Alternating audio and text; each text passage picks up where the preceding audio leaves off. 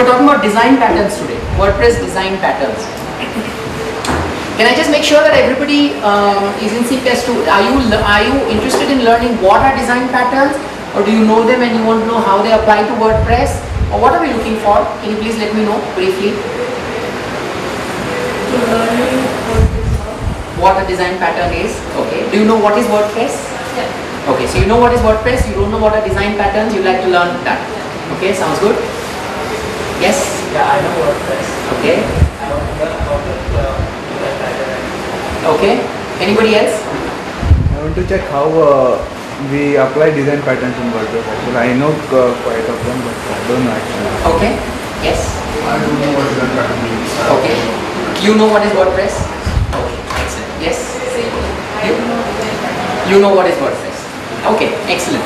So we talk about design patterns. I'll introduce what they are, how they're applicable to WordPress, and we'll have a discussion.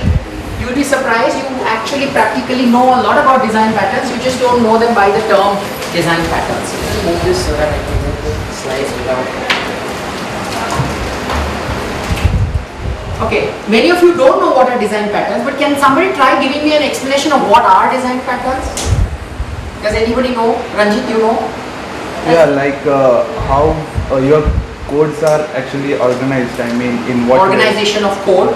Okay, that could be libraries also, possibly. Right. I mean, Not necessarily design patterns, but I would call those better Color libraries. scheme your site follows maybe. This, okay, color schemes is suggesting your good name? Sushant. Yes. Placing of menu, categories, or your Okay, various parts of the website. okay, various parts of the website and Maybe the kind of fonts. fonts, okay. Guess, any other guess?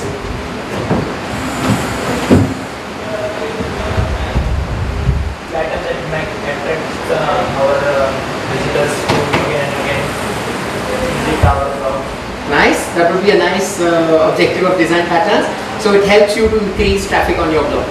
Okay, so let me be clear about exactly what we're talking about in this session. So design patterns as defined in this session are applied to software engineering. So we're not talking about aesthetic design. We're not talking about colors, fonts. We're not talking about visibility. We're not talking about text, although those can also be encapsulated in some design patterns. Right now we're going to touch upon software design patterns and how they are applied to WordPress and where they are applied to in WordPress. So it's a general repeatable solution. So a design pattern is essentially a repeatable solution to a problem which recurs a lot.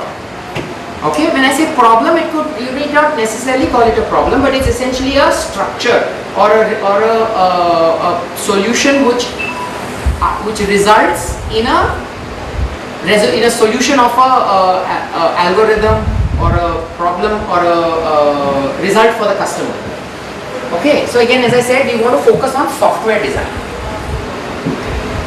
What does a design pattern do? It saves time and effort and it abstracts complexity. Okay, so why would we want to do this? Can anyone tell me why would you want to abstract complexity by using a design pattern?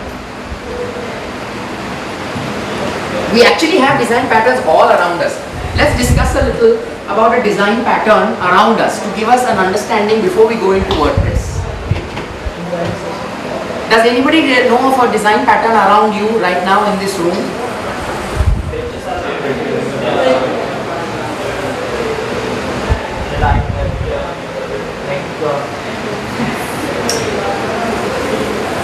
Yeah, benches what? The size of the benches, color of the benches?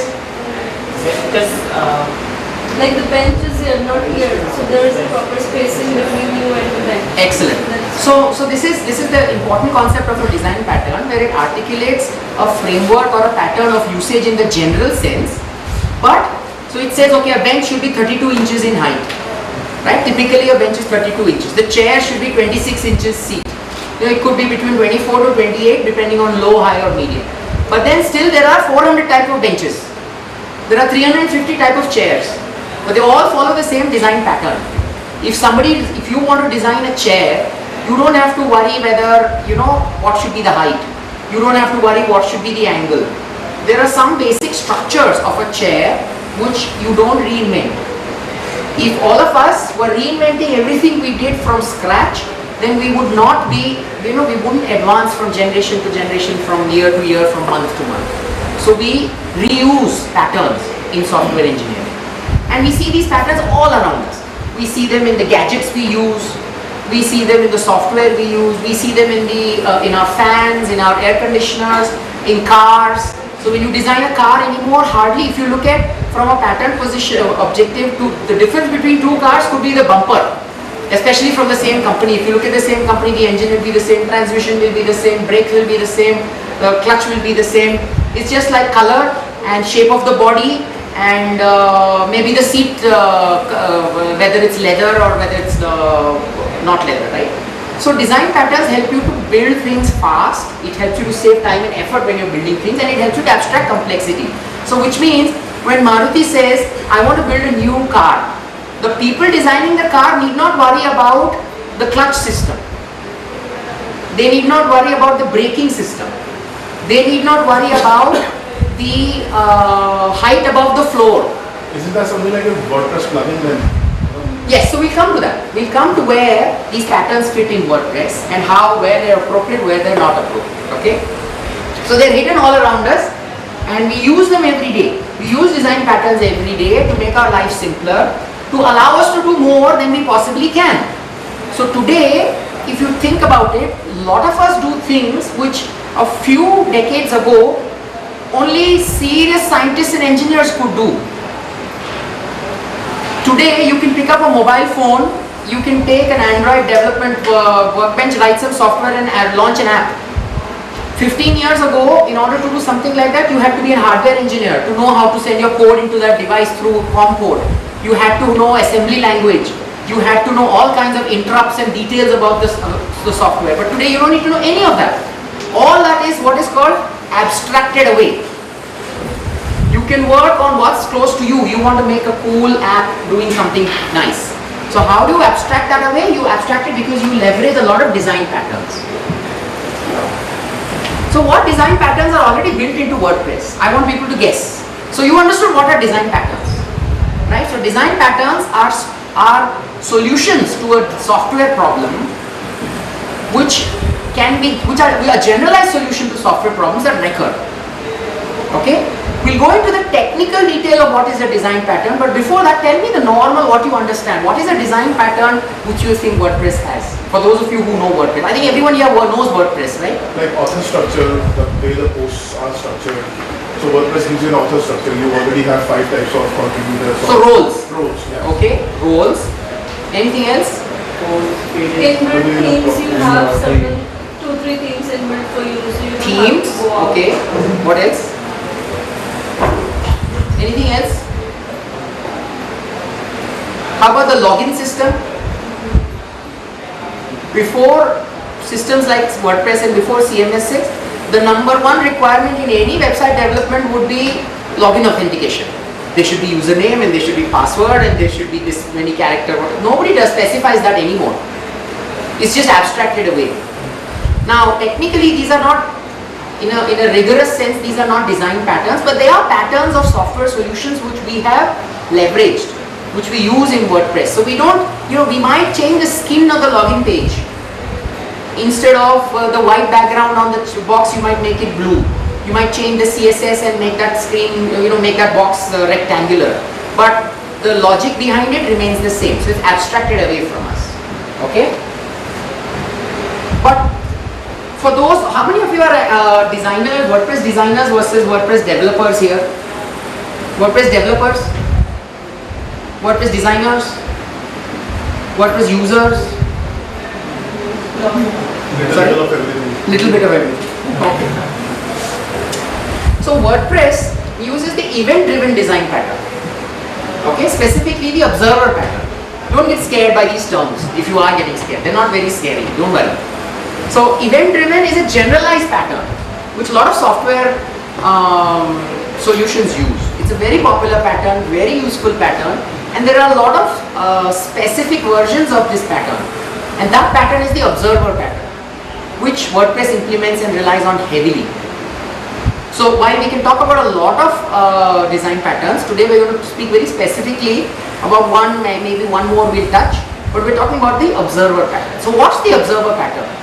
The observer pattern is very simple. The observer pattern has two main roles and actors: the publisher and the subscriber. For that reason, the observer pattern is sometimes also called the pub-sub pattern. There's a publisher and there's a subscriber. So what's the publisher? Who's the publisher? The publisher simply registers and gets subscribers. So he's like the school registration which says, who are all the students who are entering this class? Please give me your name, give me your phone number. So the publisher registers subscribers, manages subscribers, adds subscribers, removes subscribers, right? And then the main work, which is sends messages to these subscribers. So what are these messages?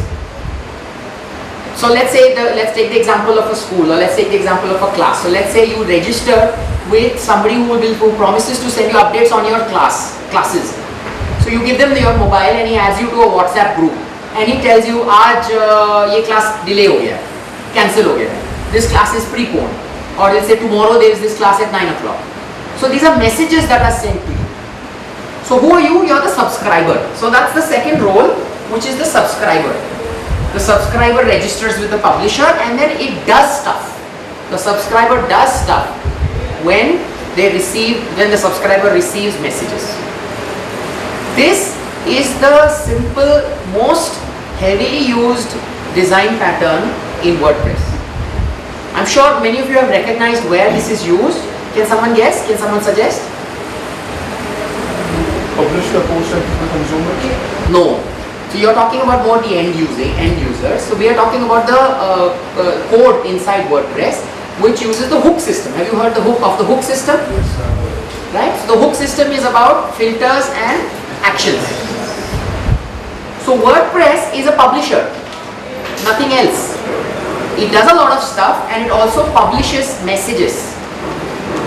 Your plugins and to a large extent your themes are subscribers. They tell WordPress that हाँ भाई मैं भी हूँ, मेरे को बता देना. But it's a little more specific than that. The plugins and themes will tell you more detailed stuff. Will ask you more detail. Please tell me when the user sees a post. Tell me when a user is deleted. Tell me when a new user is added. Tell me when a new user logs in. Tell me when the guy reads the post. Tell me when the guy goes to the end of the post. Tell me when the guy clicks on this button. Tell me when he adds a product to the cart. These are all subscribers telling the publisher saying, tell me. I want to subscribe to this news. Whenever this happens, I want you to tell me. And when that happens, when that event happens, the publisher communicates this back to the subscriber. Now the subscriber can do whatever he wants with this information. So whenever it knows that the new user has logged in, you might decide, okay, now new user has logged in, let me send him a mail. New user has logged in, let me update a field somewhere which says first time user has logged in. New user has logged in with the wrong password, let me put it and see, is this a hack attempt? If it happens more than 5 times, I'll think it's a hack attempt. If it happens only once or twice, then I'll send him a forgotten password. Whatever, you can think of all kinds of things. But this is the core of the WordPress hook system. It's the core of most functionality using plugins. It's the core of a lot of customization that a lot of us do. It's the core of all developers' work. The pub-sub design pattern used in WordPress allows publishers and subscribers to do stuff at various events, at very precise events. So if you have a look at your code, there will be hundreds, if not thousands of events that you can subscribe to. Thousands of events. Whenever an event happens, you might decide, I want to be told. So let's discuss some options. When would you possibly want such an event to be told to you? Can you give me some examples? How many times a user logs into the blog? Nice, because then you can say this guy is an engaged person. Yeah. You could even say the time of day when the user has logged in, and say you could even take a geotag and say which country is he logging in from, and then decide that what to do with that information. Send him an email, show him a banner, show him different content, lots of things inside, right? So this is typically what you would do inside a plugin. You would build a plugin, which is essentially a set of actions. It's nothing more than a set of actions connected to events. So you have to decide what action do you want the plugin to do and when. How would you decide when? By subscribing to those events of the plugin. Okay? Everybody's understood this clearly? The pub sub model, the pub sub pattern or the publisher subscriber pattern is what is used extensively. Okay? So before we go on to this next point, which is what has it changed?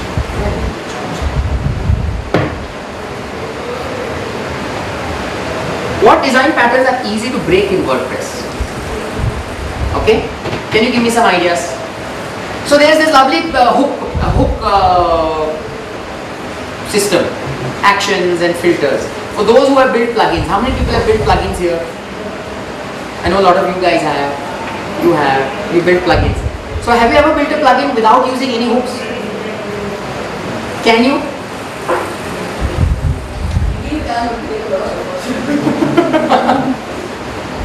Which is a good point. It's actually tougher to not use design patterns when they're defined, when they're created. But you would, if you don't know of these design patterns, it's easy to break them. So let's have a quick look at what design patterns are easy to break in WordPress. Add code to a theme without using hooks. Possible? You could simply edit the code. No hook. So what has happened here? You hard-coded the code into the theme. You can't upgrade the theme anymore. So this is a perfect example of breaking a design pattern which is not meant to be broken in WordPress. Change a theme without making a child. Another lovely design pattern which WordPress uses. If you are taking a commercial theme or an external theme which will get developed out, upgraded separately, you should never make changes in that theme. You should make a child theme so that you can override some functions and have your own custom behavior. But it's easier to do it in the theme directly. Much easier. More complicated to make a child theme. But the pain will come later when the upgrade is made available.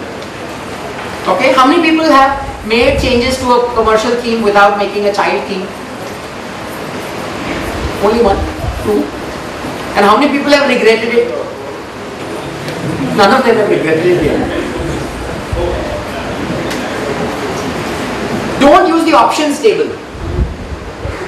I'm not going into technical stuff and defining the name of each of these design patterns. That's not important. What's important is the way you do stuff in WordPress follows patterns already. And by not following those patterns, you break natural patterns which make it tough. So it's like when you build a car, if you say, chalo, let us try कि wheel का size इतना बनाते हैं, देखते क्या होता है.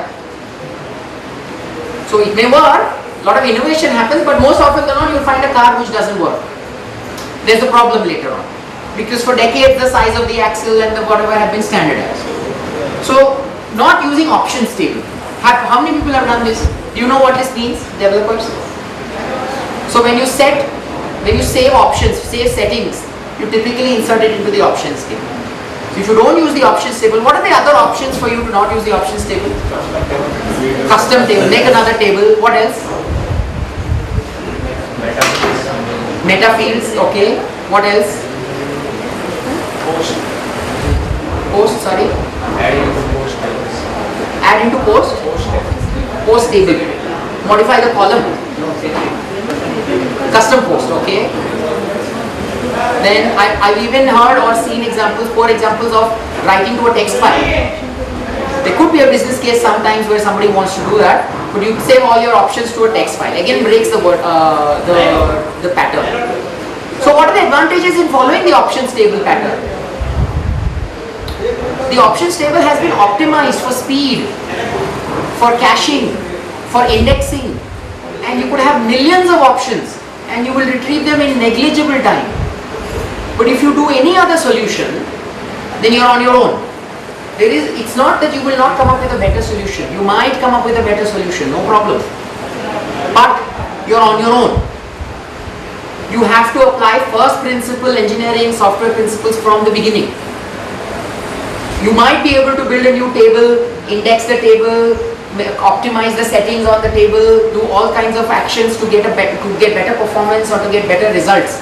But you're on your own and you'll have to redo that again and again. As opposed to use the options table, move on. Okay? Don't enqueue your JavaScripts. Almost everybody would do this typically. This is a very good pattern. There isn't a formal name for this pattern, but when you use JavaScript in your code, you enqueue them. Why do you enqueue them? You allow the publisher to decide which one should be actually included in your code and at what time, rather than hard including them. So how many have broken this pattern for those who do development, and how many have suffered because of that? The very first project I had. Yeah. Very first project. Yeah. Okay. It's a cause of a lot of headache, let me tell you. More? Can you guys come up with more ideas, please? How can you break patterns in WordPress? Why? I'll tell you why. That's why. Design patterns aren't enforced. There's no police catching you. But ये नहीं कर सकते. No करो, no problem करो, नहीं चलेगा बाद में बस. करो, it will be very difficult to maintain later. So, give me some ideas. Tell me, how can you break WordPress? Yes. One is with like templates. Templates, yeah. Templates are not used here and they randomly create the pages just to fit the requirement and they don't have a pattern. Design a template for individual like without sidebar, with sidebar. Okay, so one point is, I'm sorry, your name? Sahil. One point Sahil is saying is about not using templates effectively. So templates are a very nice pattern in WordPress which allow you to abstract away some of the display elements of a new custom page. So not doing that and struggling with a lot of hooks and a lot of plugins and trying to change the post or the page type is a poor design pattern, especially for pages which you use only once or twice in the website. So you might have a custom pricing page. You should ideally use a template for that. Not build 1000 options and build it into a post type. Right? Another typical point is the template, you use the template but you insert PHP code into the template. That again breaks the pattern. How many people at least once have done a MySQL connect in WordPress? Some people have. So this is for those who don't know.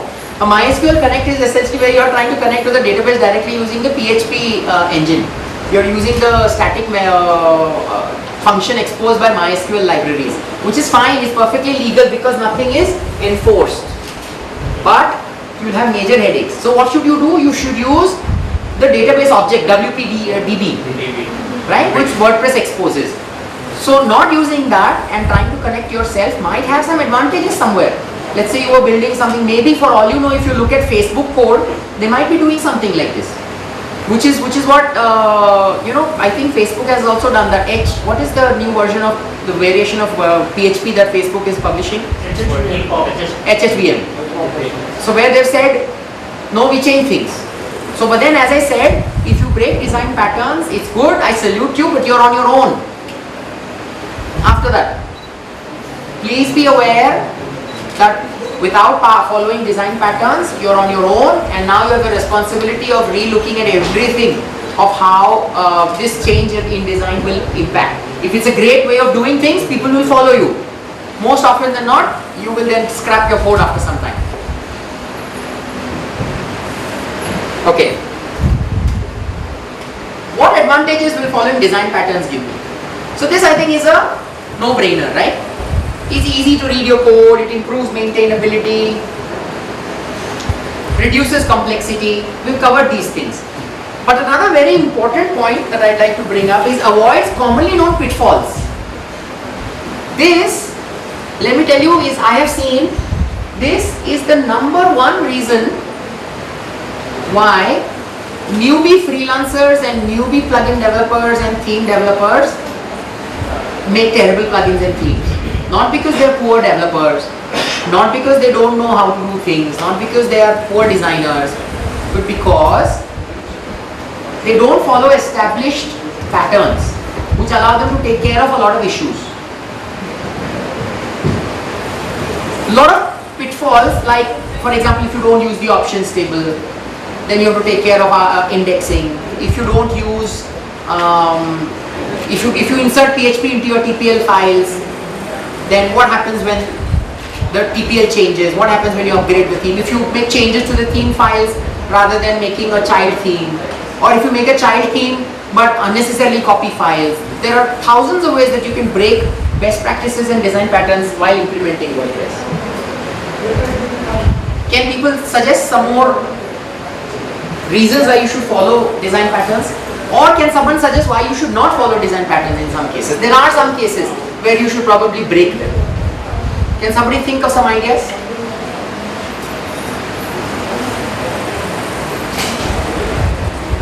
Why would you not follow a design pattern?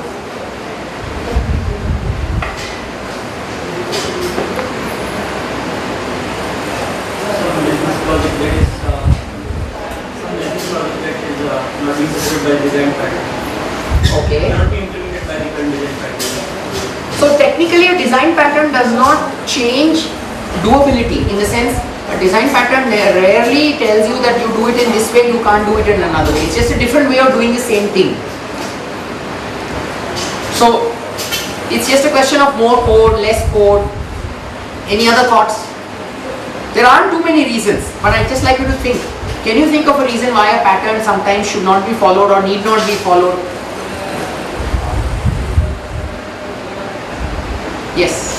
Sometimes we vary on WP post levels, right? It is giving the whole row, Right. whole row, but I need one field only. Correct. At that time the WordPress fails.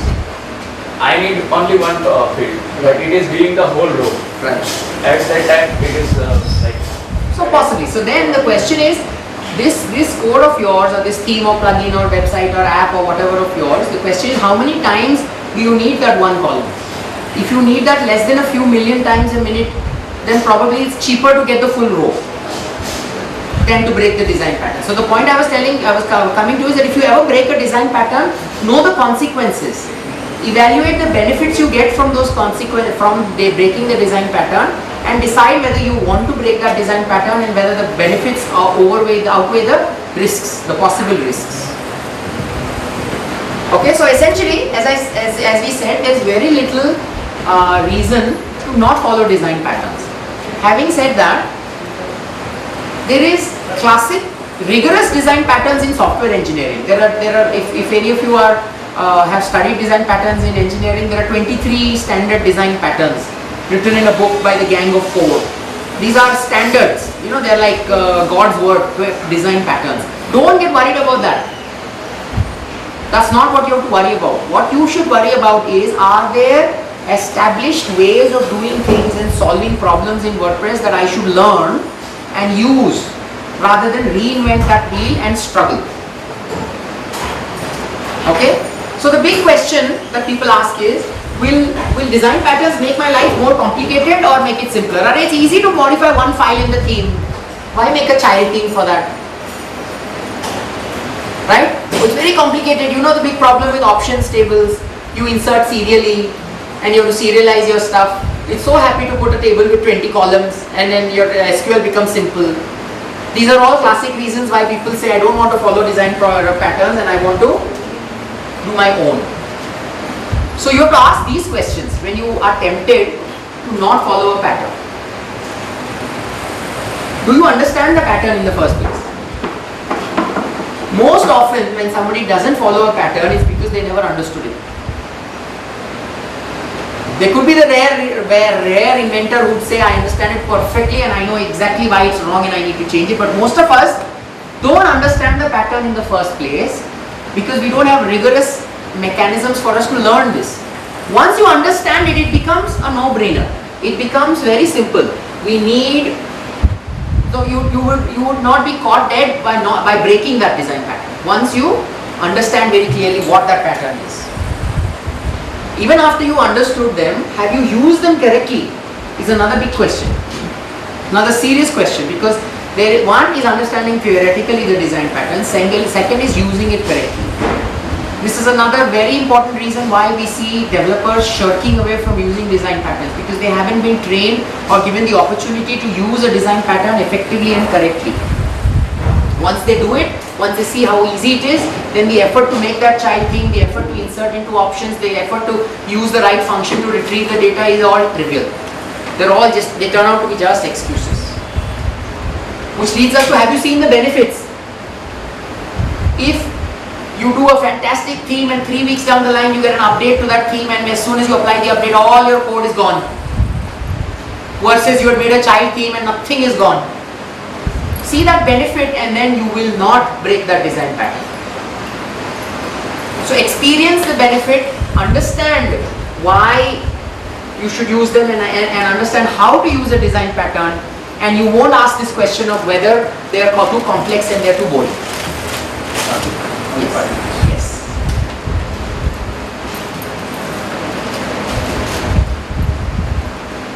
So another reason why typically you would not use design patterns, or you think that design patterns are very complex, is because you have the same bugs in your code. So you would say,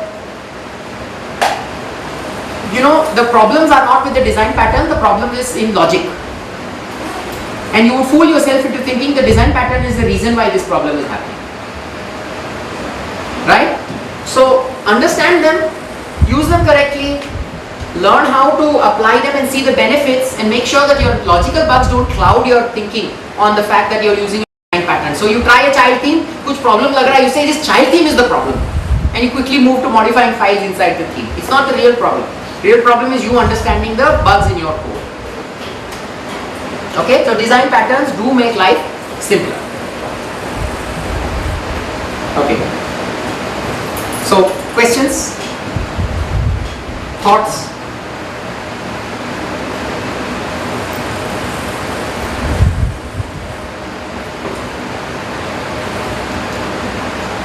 Does anybody here know about design patterns outside of WordPress? Has anybody heard of the pattern, singleton pattern? MVC? Yes. Is WordPress MVC? No. Yes or no? No. Anybody says yes? Partly. Huh? I Sorry? think there is partly. Partly. Can you do MVC in WordPress? Yes. Yes. Okay. Can you break MVC in WordPress? Yes. So we don't have time to go through so many other patterns. So I'd like to leave you with thoughts about how you can do some research. The singleton pattern is very extensively used in WordPress. The factory pattern is used extensively in WordPress. MVC is not used. MVC is a very popular pattern, but it's not used in WordPress. So we use the event architecture or the event pattern in WordPress, and it's worked. It's worked excellently well for the plugin system, for the theme system. Learn the patterns, learn how to apply them, and you'll see the benefits. That's it. Thank you so much.